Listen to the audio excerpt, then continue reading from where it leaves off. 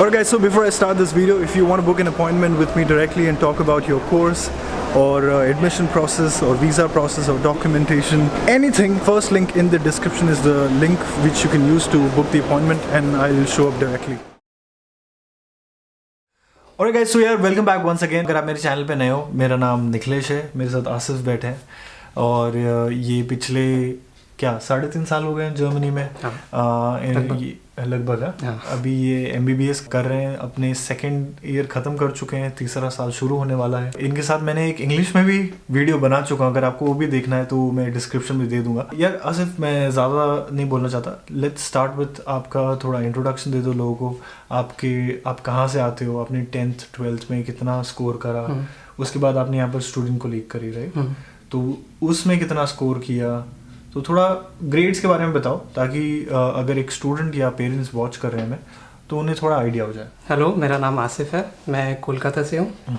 जैसे निखिलेश भाई ने अभी बोला, मैं जर्मनी में लगभग 3.5 साल से अभी हूँ। मैंने क्लास 10th दी है, क्लास 12th दी है, 88% थे मेरे क्लास 12th में, क्लास 10 में 85% थे मेरे। और उसके बाद मैंने पहले मैंने इंडिया में B1 कोर्स का एग्ज़ाम दिया, जर्मन में B1 एग्ज़ाम दिया। उसको पास करने के बाद मैंने यहाँ पे यूनिवर्सिटीज़ में अप्लाई किया स्टूडेंट कॉलेज के लिए। उसके बाद मुझे वीज़ा मिला, मैं यहाँ आया और स्टूडेंट कॉलेज का एंट्रेंस एग्ज़ाम दिया। उसका नाम है Aufnahmeprüfung एंट्रेंस एग्ज़ाम। अनलकीली वो मुझसे पास नहीं हुआ, तो इसलिए मैंने डायरेक्टली प्रिपरेशन लेने के बाद एज एन एक्सटर्नल स्टूडेंट के जैसे FSP डायरेक्टली दे दी और उस रिज़ल्ट को लेके मैंने मेडिसिन के लिए यहाँ पे अप्लाई किया, MBBS के लिए अप्लाई किया। और अब मैं बर्लिन में पढ़ रहा हूँ, 5th सेमेस्टर मेरा चालू होने वाला है अक्टूबर में। इंडिया में B1 किया था जी।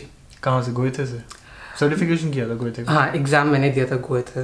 ओके, B1 मैंने B1 दिया था और मैंने डायरेक्टली Aufnahmeprüfung के लिए अप्लाई किया था। ओके। जो एंट्रेंस एग्ज़ाम है उसके लिए। ओके। कहाँ दिया था? मैंने फर्स्ट अपना एंट्रेंस एग्ज़ाम दिया था फ्रैंकफर्ट में। मैं आया था Frankfurt Germany, Frankfurt am mine, वहाँ पे दिया था। एक्चुअली मैंने 2-3 जगह पे अप्लाई कर रखा था, तो फ्रैंकफर्ट में दिया था मैंने। फिर यहाँ पे और एक सिटी है, उसका नाम है हाले, और एक है लाइप्जिग। तो 3 जगहों में दिया, पर अनफॉर्चुनेटली नहीं हुआ। तो कहीं पर भी नहीं हुआ? नहीं। ऑफनामा क्लियर? नहीं। Wow, okay. तो देखो यार, ये काफ़ी हम जर्मन वर्ड जो यूज़ कर रहे हैं इसका थोड़ा ब्रेक डाउन देंगे, देखते रहो वीडियो आगे। बहुत सिंपल शब्दों में यहाँ बताओ कि यहाँ पर MBBS को क्या कहते हैं और MBBS पढ़ने का यहाँ पर स्ट्रक्चर क्या है? यहाँ पे एक्चुअली MBBS स्टडीज़ को नहीं बोलते, यहाँ पे सब बोलते हैं मेडिसिन, इंग्लिश में मेडिसिन लिटरली। तो जैसे हमारे इंडिया में होता है प्री क्लिनिकल फेज और पोस्ट क्लिनिकल। मतलब प्री क्लिनिकल फेज यहाँ पे है 2 years, first and second year. यहाँ पे हमारे सब्जेक्ट्स होते हैं जैसे एनाटॉमी, फिजियोलॉजी, हिस्टोलॉजी, ऐसे सब्जेक्ट्स जो इंडिया में भी सेम है।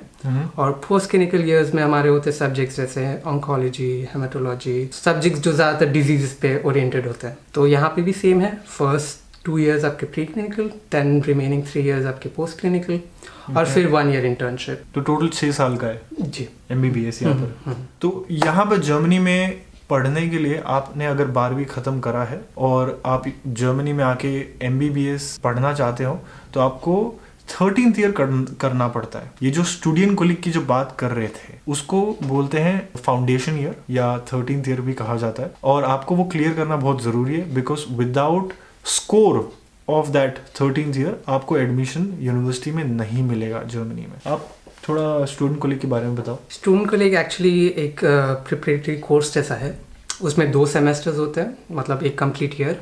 वहाँ में हमें वही सिखाया जाता है जो हम 11-12 में पढ़े, प्लस थोड़ा बहुत कम होता है, सेम सिलेबस नहीं है। और पॉइंट ये है कि ये सब जर्मन में होता है। तो हमारा जो भी एग्ज़ाम है, एंट्रेंस एग्ज़ाम, FSP जो फाइनल एग्ज़ाम होता है स्टूडेंट कॉलेज के एंड में, वो भी जर्मन में होता है। राइट।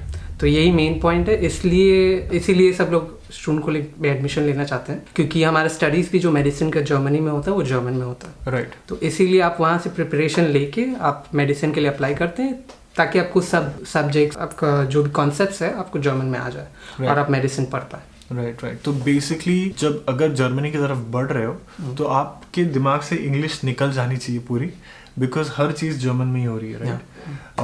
आपका जो स्टूडेंट कॉलेज जो अभी आसिफ ने बताया कि 2 सेमेस्टर का होगा, वो पूरा जर्मन में होगा। स्टूडेंट कॉलेज में अलग अलग तरीके के कोर्सेस आते हैं, जैसे कि आपको मेडिसिन पढ़ना है तो आप एम कोर्स लेके पढ़ोगे, किसी को इंजीनियरिंग करना होता है वो टी कोर्स के लिए लेते हैं, किसी को बिजनेस पढ़ना होता है वो डब्ल्यू कोर्स लेते हैं। बट आपको मेडिसिन पढ़ना है अगर इस देश में, या बायोलॉजी या केमिस्ट्री पढ़नी है बैचलर्स में, आपको एम कोर्स लेके स्टूडेंट कोलीग करना होगा। अब इस स्टूडेंट कोलीग में घुसने के लिए ना एक एंट्रेंस एग्जाम देनी पड़ती है, उसको कहते हैं औफनामा प्रूफुंग। जो ये बता रहे थे अभी आसिफ कि ये 3-4 जगहों पे इन्होंने दिया औफनामा प्रूफुंग, इंडिया से उड़ के आए थे स्पेशली सिर्फ एग्जाम देने, ठीक है। उतरते ही इन्होंने 3 एग्जाम दी और तीनों तुम पास नहीं कर पाए, उसका कोई रीजन है? बहुत लिमिटेड सीट्स होते हैं, सीट्स बहुत कम होते हैं, तो मैं बहुत है जो जहाँ पे मैंने एग्जाम्स दिए थे वहाँ पे लगभग 400 स्टूडेंट्स आए थे एम कोर्स के लिए और उनकी सीट से सिर्फ 20। गॉड। तो इसमें फ्रैंकफर्ट की बोल रहा हूँ, गोएथे में, गोएथे यूनिवर्सिटी फ्रैंकफर्ट। तो वहाँ पे सिर्फ 20 सीट्स थे एम कोर्स के लिए। तो उस वक्त B1 लेवल से आपका रैंक उतना हाई नहीं होता कि आपको चांस मिले, क्योंकि बहुत सारे स्टूडेंट्स B2 C1 करने के बाद C1 भी करके आ रहे हैं, बहुत लोग आते हैं, तो इसीलिए उसमें B1 का एक लड़का कहाँ से चांस पाएगा। राइट। तो पॉइंट यही है कि देखो यार, आप जितनी जर्मन जान लोगे पहले उतना बेटर चांस है आपके लिए। अगर आप ये सोच रहे हो कि ये वाला मेथड कि इन्होंने जैसे B1 इंडिया में करा, आप C1 करके फिर यहाँ आओगे तो may be you have a chance. क्योंकि यही चीज़ लोग क्या कर रहे हैं आज के टाइम पे, वो यहाँ आते हैं, यहाँ पर करते हैं B1 B2 C1 level, because जब आप किसी नेटिव स्पीकर से सीखते हो तो बात अलग ही होती है। राइट, आपने भी किया था राइट? हाँ, ये 3 एग्ज़ाम जब पास नहीं हुए तो मैंने FSP की प्रिपरेशन के लिए लैंग्वेज स्कूल में पार्ट लिया। यहाँ पे B2 C1 एंड C2 किया, उसके बाद उसका एग्ज़ाम भी दिया, उसका सर्टिफिकेशन मिल गया और उसके बाद मैंने डायरेक्टली FSP दिया। राइट। तो क्या ऐसे बेसिकली ये कह रहे हैं कि जो 13th ईयर है स्टूडेंट कोलीग, वो ज़रूरी नहीं आप वो जो 2 सेमेस्टर पढ़ के जो फाइनल एग्ज़ाम दे रहे हो FSP की, वो आपको स्टूडेंट कोलीग के थ्रू ही जाएगी। आप एज ए एक्सटर्नल स्टूडेंट भी उस एग्ज़ाम के लिए अप्लाई कर सकते हो, जो आपने किया जब फेल हो गए थे तो एडमिशन नहीं मिला था। हाँ वही, मतलब जब औफनामा नहीं हुआ तो तब तुमने ये स्टेप लिया। ठीक है। औफनामा एग्जाम में 2 मेन फैक्टर्स को आप पे जज करा जाता है। पहले तो जर्मन ग्रामर हो गए, ठीक है, दूसरी मैथमेटिक्स, राइट? डिपेंड करता है यूनिवर्सिटी के लिए, बट बहुत सारी यूनिवर्सिटीज़ में ऐसा होता है। कैसा होता है? मैथ्स और जर्मन। ओके। बट आप जब इंडिया में थे 12th में, तब आपको मैथ्स तो होगी नहीं? मेरी लकीली मैथ्स थी, मेरे स्कूल में मैथ्स भी थी, बायोलॉजी, फिजिक्स। हाँ, बिकॉज मैंने मोस्टली स्टूडेंट से सुना है, अरे भैया मैंने तो बायोलॉजी लेके पढ़ रहा हूँ, मैं मैथमेटिक्स कहाँ से आएगा? तो मैं लकी था कि मेरे स्कूल में चॉइस था। बहुत सारे स्कूल्स में होता है कि आप ऑप्शनल कुछ और ले ले, लेकिन हमारे स्कूल में कंपलसरी था कि मैथ्स भी लेना होगा। ओके। तो मुझे नहीं तो वो अलग से बर्डन है यहाँ पर कि लैंग्वेज तो तुम पढ़ ही रहे हो, यहाँ पर तुम मैथमेटिक्स भी लगे पड़े हो के लिए। तो ये तो हो गया औफनामा। सो बेसिकली आपने 12th खत्म करी, मान लो आपने A2 तक इंडिया में पढ़ा, आप बाकी के लेवल्स यहाँ आके सीख रहे हो जर्मनी में, B1 B2 C1, और वो प्रिपेयर हो गया आपका। उसके बाद आप जाओगे औफनामा प्रूफिंग देने, जिसमें मैंने जैसे बताया औफनामा प्रूफिंग में 2 चीज़ें आपको टेस्ट करी जाएगी, मैथमेटिक्स और आपकी जर्मन। जब आप वो क्लियर कर लोगे, अब आप आ गए हो 1 साल के स्टूडेंट कोलीग में, पब्लिक स्टूडेंट कोलीग में, जिसमें कोई पैसे नहीं लगते, राइट? नहीं, सेमेस्टर कंट्रीब्यूशंस होते हैं बस, उसके अलावा कोई पैसे नहीं लगते। राइट। तो यहीं से आपका पैसे देने का सिलसिला शुरू हो जाता है। एक यूनिवर्सिटी में सेमेस्टर कंट्रीब्यूशन रेंज करता है 200-250 यूरो से लेके all the way 500-600 Euros. Depend करता है कि आप कौन से स्टेट में पढ़ रहे हो। जर्मनी में 16 स्टेट हैं, 15 स्टेट में इस देश में 200 से लेके 500 यूरो तक सेमेस्टर कंट्रीब्यूशन लगता है। एक स्टेट है जिसका नाम है बाडन-वुर्टेंबर्ग, जहां पर 1500 यूरो पर सेमेस्टर लगता है।